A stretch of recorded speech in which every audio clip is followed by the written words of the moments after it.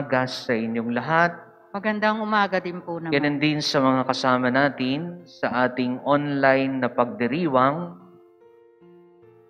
sa Facebook, YouTube, saan man kayo naroroon sa mga oras na ito, ang atin din pagbati sa inyong lahat ng isang mapagpalang araw. Tayo ngayon ay nagdiriwang sa ikalimang linggo sa panahon ng Kwaresma o 40 araw na paghahanda para sa Pasko ng Pagkabuhay. At ang tema natin para sa linggong ito, si Jesus, ang tagapagligtas na nagpakababa.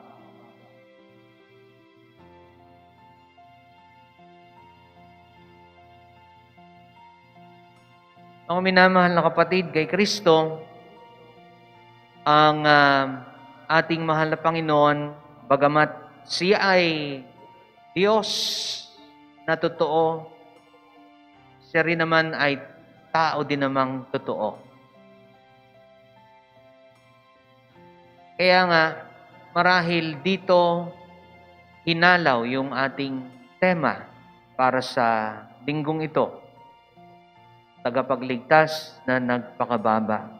Referring sa ating mahal na Panginoon, kanyang misyon na iligtas ang sangkatauhan sa kanilang mga kasalanan. At tayo bilang mga binyagan ay nagsisikap na maging mga disipulo ng ating mahal na Panginoon.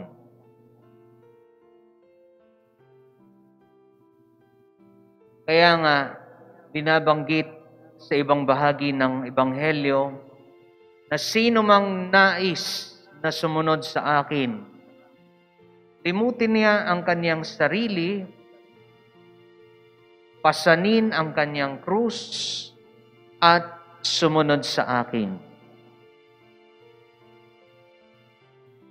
Kaya nga, mga minamahal na kapatid kay Kristo, ang pagiging Kristiyano ay kaakibat o kakabit yung ating pagsunod sa ating mahal na Panginoon.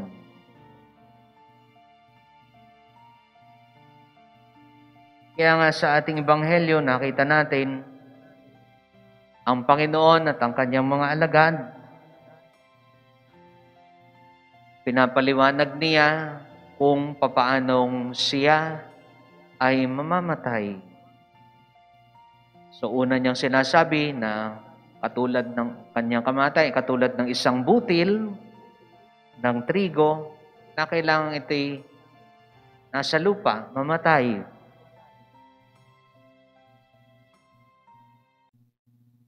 At ito ang magsisimula ng bunga. Ito ang magsisimula ng pagyabong ng trigo, magkakauhay.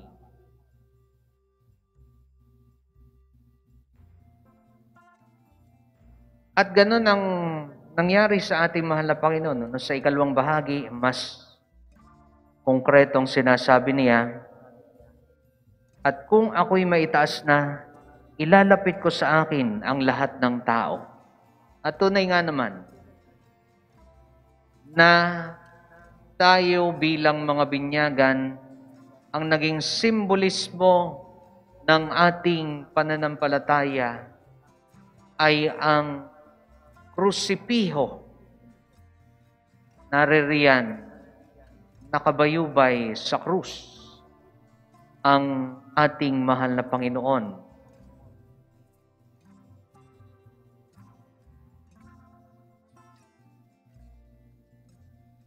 At ganyan ang naging bunga na sinasabi na kinakailangang mamatay upang magbunga. At tayo nga po ang naging bunga nito. At yan ang yan tayo lumalapit. No, kaya sa mga tahanan, meron tayong mga krusipiho tanda ng ating pananampalataya sa Panginoon. At maging tayo, nagsusuot tayo ng mga kwintas na merong krus at meron ding Kristo. Tanda ng ating pagiging Kristiyano. Kaya yan po ang ating pagsunod sa ating mahal na Panginoon. So, sino mang naglilingkod sa akin ay sumusunod sa akin. At kung saan ako naroon din ang aking lingkod. Binabanggit din niya ng ating mahal na Panginoon. So, hindi lang pala basta tayo may mga simbolismo ng mga pananampalataya sa ating mga tahanan, mga prosipiho, o maging sinusuot natin, kundi ang ating pananampalataya, ang pagsunod natin sa ating mahal na Panginoon, hindi lang sa mga panlabas na mga nakikita natin, kundi kinakailangan nasa sa loob natin, sa puso natin, sa buong katauhan natin, naroroon si Jesus na ating sinusundan.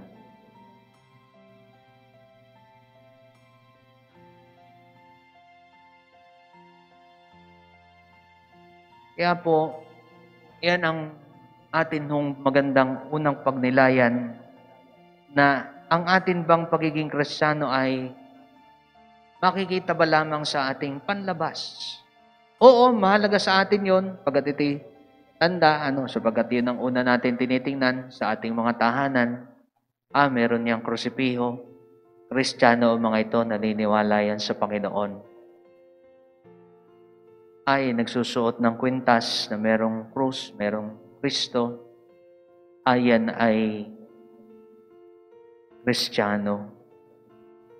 Pero, ang mas mahalaga nga, ang pagiging Kristiyano ay napapaloob sa mismong buhay ng tao, sa loob ng tao, sa puso ng tao. Doon nakikita ang tunay na tagasunod ng ating Panginoong Hesukristo. Kaya nga, maraming mga naging martir dahil sa kanilang pagsunod sa ating mahal na Panginoon. Katulad halimbawa, noong taong 300, matagal lang panahon yan, so kung tayo nabuhay nung mga panahong iyon, at ikay nalamang Kristiyano, nanganganib ang buhay mo. Isang malaking kasalanan ang pagiging Kristiyano nung mga panahong iyon ng Christian persecution. So ang namumuno ng mga panahong iyon ay si Emperador Diocletian. At iniutos ni Emperador Diocletian na usigin ang mga Kristiyano, hanapin ang mga Kristiyano. At isa sa mga naging biktima ng mga Christian persecution ay walang iba, kundi ang kahalili ng Panginoon, ang kanyang Chief of Staff, si Peter, na kung saan siya ay dumanas din ng pagpapahirap. Nakaranas din siya ng paghampas sa kanyang katawan. Hinampas din siya katulad ng paghagupit sa ating mahal na Panginoon sa haliging bato. So, pinahirapan siya, harap, likod, pinaghampas siya. Pagkatapos, siya'y duguan na, Nilagyan naman ng binuhusan naman siya ng suka, asin, para bagang binarinate. At hindi pa nakontento, iniluto pa, barbecue. Yan ang mga torture na inaabot ng mga Kristiyano noong panahong iyon. Pero si Pedro, hindi niya itinatwa ang kanyang pananalig sa Panginoon. Nanatili pa rin sa kanyang puso ang kanyang pananalig sa ating mahal na Panginoon. Kahit na ganoon ang nangyari sa kanya. Kaya nga si Pedro, namatay din ng isang kaawa-awang kamatayan, ng pagpapahirap.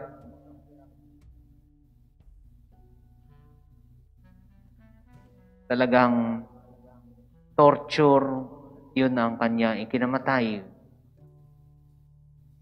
Ang minamahal na kapatid ni Kristo, bilang mga mananampalataya at nagsisikap na maging tagasunod ng ating mahal na Panginoon, yun lang hinihingi sa atin na limutin ang ating sarili, magpasa ng krus araw-araw.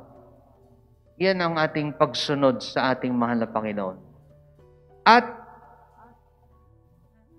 ibig sabihin nito, hindi tayo ligtas sa mga pahirap. Hindi man tayo umabot sa panahong tayo ay uusigin. Nakakaranas din tayo ng mga iba't ibang mga pagsubok sa ating pananampalataya. Minsan pa nga, tinataya natin ang ating pananampalataya sa ating mga personal na issues. Katulad halimbawa, kaunting problema, pagkakasakit, minsan ay nasisisi pa natin ang Diyos. Ang ating mahal, kung ikaw ba'y tunay na Panginoon, bakit mo ako nagkaganito? Tinataya pa natin yung ating pananampalataya.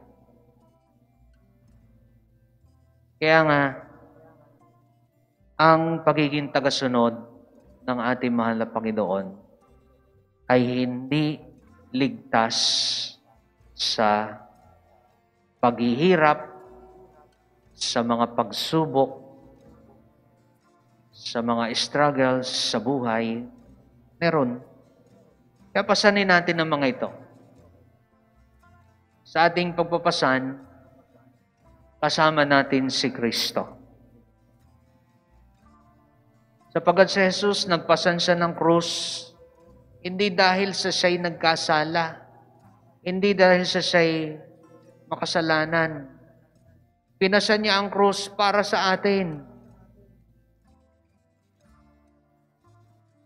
At inialay niya ang buhay niya sa krus para sa atin. Iyon ang kanyang ginawa upang tayo ay mailigtas at matubos sa ating mga kasalanan.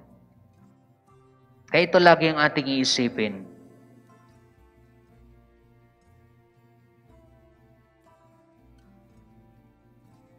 Kapag tayo nahihirapan na sa ating mga pasanin, ibig sabihin yan, hindi natin kasama si Jesus. Kapag tayo nabibigatan na, ibig sabihin, hindi natin katabi si Jesus. Pero pagka nakakaya natin at tayo nakakalakad pa rin, nagpapatuloy sa buhay, ibig sabihin, naririyan si Jesus sa tabihan natin. Inaalalayan tayo. Sinasamahan tayo. Kaya ito'y paalala sa atin na sa ating pagpapasan, atin palaging alalahanin ang bagay na ito. Atin ding pagdasalan na siyempre ang krus hindi lang ng ating sarili, kundi maging ng ating kapwa upang mapagaan din ang kanilang mga tiisin. Bawa may mga nagkakasakit, pagka mga baway tinamaan ng mga sakit ng COVID, ay di, papagdasal natin o tulungan natin pag humingi ng tulong sa atin. At yan ay upang isabalikat din natin ang krus ng ating kapwa. Hindi lang ng ating sarili. Kaya nagiging magaan ang ating pasanin pagkat tayo nagtutulong-tulong, sapagkat tayo ay nagpapasan ng krus ng ating kapwa. Kaya ito po ang atin hong pagsumikapan bilang mga tagasunod ni Kristo. Tayo maging maligaya sa kabila ng mga krus na ating pinapasan sa araw-araw.